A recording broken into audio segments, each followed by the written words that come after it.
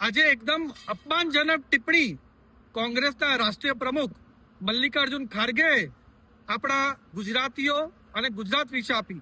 એમણે એમ કહ્યું કે બધા જ ગુજરાતીઓ 6.5 કરોડ ગુજરાતીઓ અભણ છે, ઇલિટરેટ છે, એના કારણે ભારતીય જનતા પાર્ટીને ઘડી વોટ આપે છે.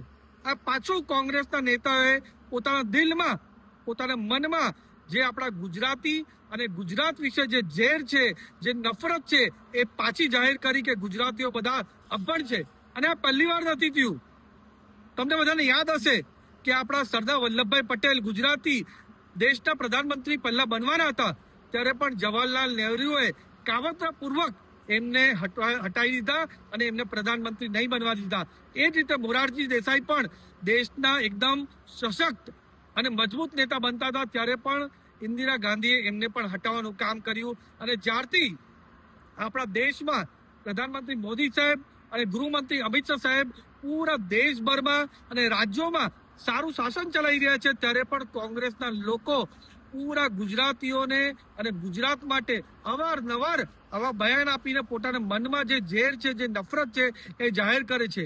થોડા જ વર્ષ પહેલા રાહુલ ગાંધીએ પણ આસામમાં એમ કીધું હતું કે બધા જ ગુજરાતીઓ કૌભાંડી છે અને કૌભાંડ કરે છે. આ બતાવે છે કે આ કોંગ્રેસના લોકોએ ગુજરાત અને ગુજરાત પ્રત્યે કેટલી નફરત છે. હવે મારે તમારા ચેનલના માધ્યમથી જે ગુજરાત કોંગ્રેસના નેતા છે એમને પૂછવું છે. મારે કોંગ્રેસના પ્રદેશ પ્રમુખ અમિત ચાવડા અને વિપક્ષના નેતા તુષાર ચૌધરીને પૂછવું છે કે જ્યારે મલ્લિકાર્જુન ખરગે તમારા રાષ્ટ્રીય પ્રમુખે ગુજરાતીઓ વિશે આટલું અપમાનજનક ટિપ્પણી કરી છે, તો તમે મલ્લિકાર્જુન ખરગેને સપોર્ટ આપવાના છે, સમર્થન આપવાના છો, કે તમે ગુજરાતીઓ અને ગુજરાતને સપોર્ટ આપવાના છો?